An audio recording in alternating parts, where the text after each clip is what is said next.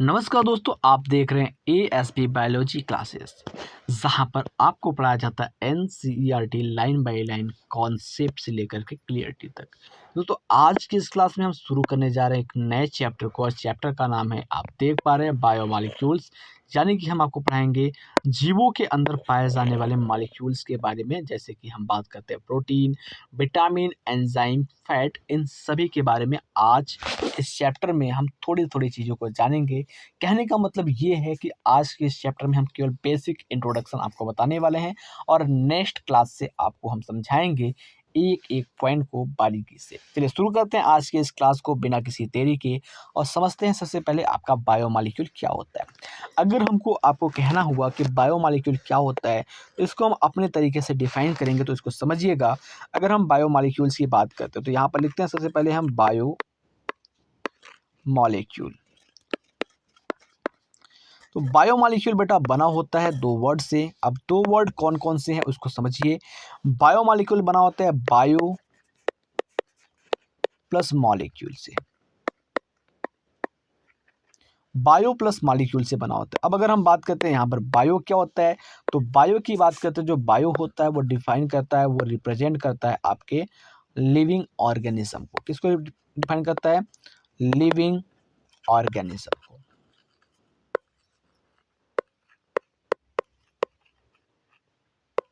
Living organism को define करता है। मॉलिक्यूल्स की बात करते हैं तो मॉलिक्यूल्स में आपकी चीज़ें क्या आती हैं उसको समझिए। मॉलिक्यूल्स में आपका प्रोटीन आता है, विटामिन आता है,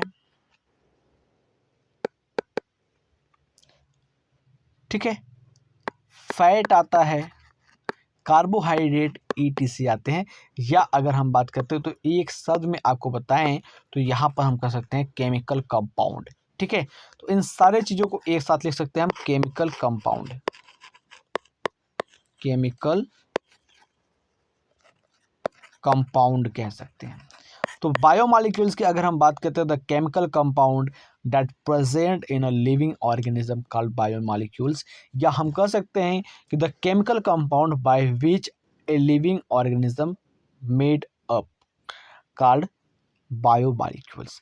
यानी कि सिंपल सी वर्ड में अगर हम आपको एक्सप्लेन करें तो बायोमॉलिक्यूल वे होते हैं जो हमारे लिविंग ऑर्गेनिज्म के अंदर पाए जाते हैं। चलिए हम शुरू करते हैं एनसीईआरटी की लाइंस को समझना, जो आपको यहाँ पर ये बता रहा है। तो केवल केवल हम आपको बताते हैं। तो आज की इस क्लास में हम जो आपको पढ़ाने वाले हैं वो आपका टॉपिक है बस इतना। यानी कि इस जो सर्कल को हम बना रहे हैं, इस सर्कल को हम ही आज क्लियर करने वाले हैं। यानी कि इतने ही पॉइंट को आपको समझाने वाले हैं, क्योंकि इतने ही पॉइंट में आपको बहुत सारी चीज़ों को मैं समझा दूंगा। फिर इसके बाद हम बात करेंगे कि how to analyse chemical composition. यहाँ पर देखिए आपको कैसे बताया जाता है, बायोमॉलिक्यूल को डिफाइन किया गया है, उसको समझिए।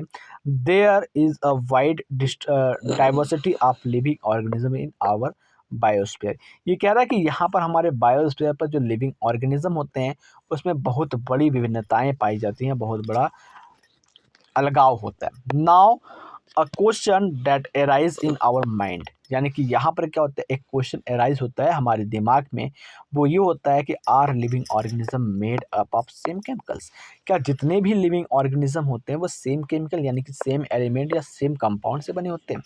तो इसका आंसर है बिल्कुल भी नहीं। क्योंकि अगर हम बात करते हैं तो यहाँ पर आप देखेंगे, अगर हम छोटे से चीज़ की बात करते हैं, एक प्लांट की बात कर लेते हैं, प्लांट सेल की बात कर लेते हैं, और एक एनिमल सेल की बात कर लेते हैं। प्लांट सेल की बात कर लेते हैं और एक एनिमल सेल की बात कर लेते हैं। तो प्लांट सेल में आप देखेंगे सेल वॉल पाया जाता है, सेल वॉल पाया जाता है, जो कि बना होता है आपका किसका? सेलुलोज का बना होता है। किसका बना होता है? सेलुलोज का बना होता है। और वहीं पर अगर हम बात करते हैं एनिमल सेल की, तो एनिमल सेल में क्या होता है, जो सेल वॉल होता है वो क्या होता है बेटा? सेल वॉल इसमें नहीं पाया जाता। ये आपके यूकैरियोटिक सेल हो गए। और इसी तरीके से हम बात करते हैं प्रोकैरियोटिक सेल की। तो प्रोकैरियोटिक सेल में जाते हैं तो इसमें क्या होता है, कैप्सूल पाया जाता है, सेल वॉल पाया जाता है, यानी कि इसमें पॉलीसैकेराइड की कुछ लेयर बनी होती है। और वहीं पर अगर हम फंजाई की बात करते हैं तो फंजाई का जो सेल वॉल होता है बेटा, वो बनाता है आपके काइटिन का। यानी कि फंजाई के सेल वॉल की बात करते हैं वो काइटिन प्रोटीन का बना होता है। तो यहाँ से आपको जवाब मिलता है कि सभी ऑर्गेनिज्म क्या होते हैं, अलग अलग केमिकल कंपोजिशन से बने होते हैं। ठीक है, आई होप आप इस चीज़ को कैच कर पाएंगे और समझ पाएंगे। चलिए आगे बात करते हैं।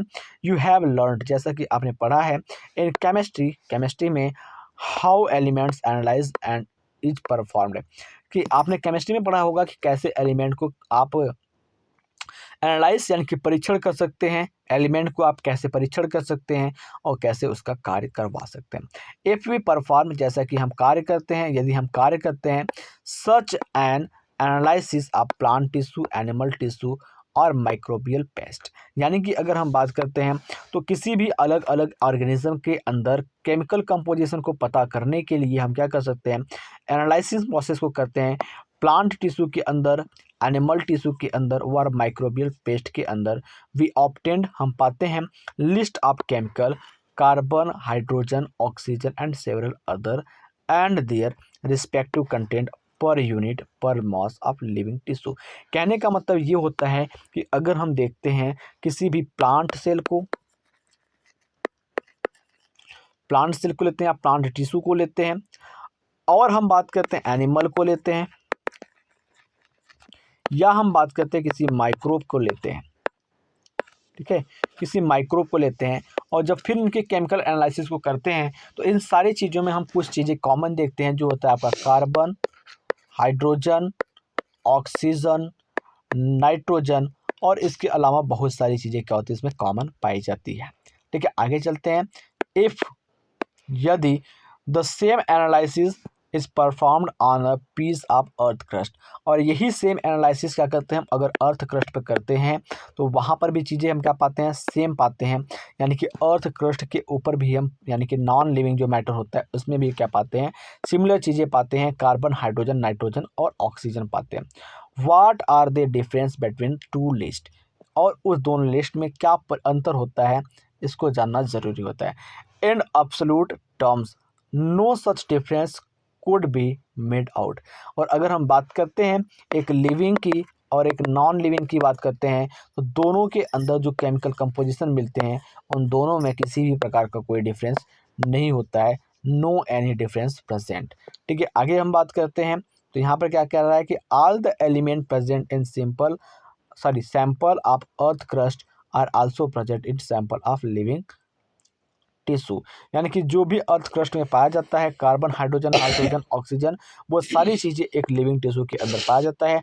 हाउ एवर, जबकि a closer examination reveals that the relative abundance of carbon and hydrogen with respect to other element is higher in any living organism than the earth crust. कहने का मतलब होता है सारी परीक्षण करने के बाद हमको पता चलता है कि कार्बन और हाइड्रोजन जो होता है वो लगभग सेम मात्रा में होता है, और अन्य दो जो आपके पदार्थ होते हैं वो क्या होते हैं, उनकी मात्रा डिसबैलेंस होती है, अलग अलग होती है, जिसके बारे में है आगे हम एक टेबल में पढ़ेंगे।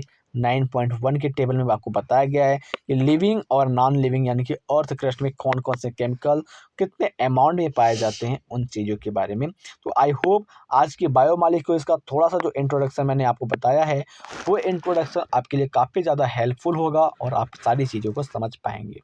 अब दूसरी बात अगर हम बात करते हैं तो यहाँ पर आपको कुछ कंटेंट लिख करके दिया गया टॉपिक जो इस चैप्टर में आपको पढ़ना है।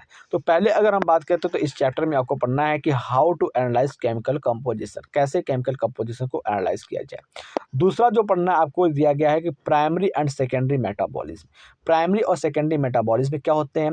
उसके बाद बायो माक्रोमॉलिक्यूल्स को पढ़ना है, प्रोटीन को पढ़ना है, पॉलीसैकेराइड को पढ़ना है, न्यूक्लिक एसिड को पढ़ना है, स्ट्रक्चर ऑफ प्रोटीन को पढ़ना है और एंजाइम को पढ़ना है।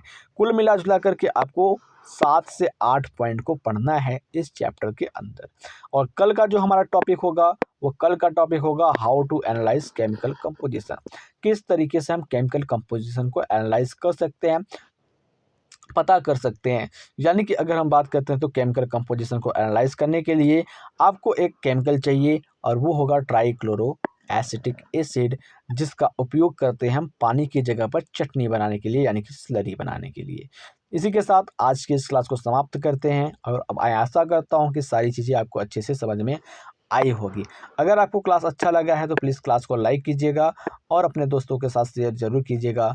मिलते हैं आपसे अगली क्लास में, तब तक के लिए जय हिंद, जय भारत। बने रहिए हमारे साथ।